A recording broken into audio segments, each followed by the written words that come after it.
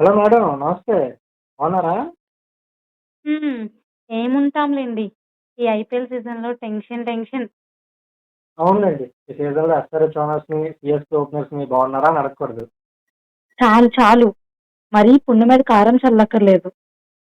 మధ్యలో వచ్చి మీకే అలా ఉంటే ఫస్ట్ సీజన్ నుంచి టీమ్‌ని సపోర్ట్ చేసిన మాకెలా ఉంటది చెప్పండి? అసలు ఏంటి మేడం ఆట? కాటేరమ్మ కొడుకులు అంటే ఫ్యాన్స్ అయిన మమ్మల్నే కాటేసేస్తున్నారు. ఎస్ఆర్‌హెచ్ మ్యాచ్ అయితే చాలు నెక్స్ట్ రోజు తలెత్తుకోలేకపోతున్నాం. ఛే! ఏంటండి ఆ ఫ్రస్ట్రేషన్? తగ్గించుకోండి. రేపు ఎంఐతో మ్యాచ్ ఉంది కదా! గెలిచేస్తాంలే. ఏంటి గెలిచేది? మొన్న ఇలాగే వాంకడేలో ఊదేస్తాం, బాధేస్తాం అన్నారు. చిత్తుగా ఓడిపోయారు.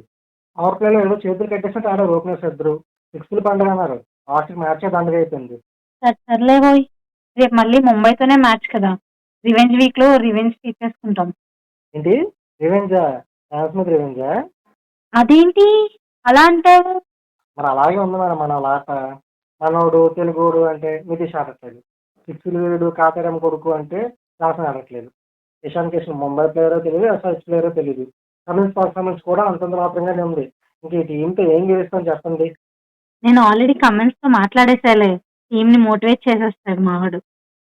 చివరికి ఆ మోటివేషన్ వీడియో మిగులుతుందిలెండి. ఆ! ఏంటి? ఏం లేదు మేడం. రేపు మనం గెలిచేద్దాంలెండి.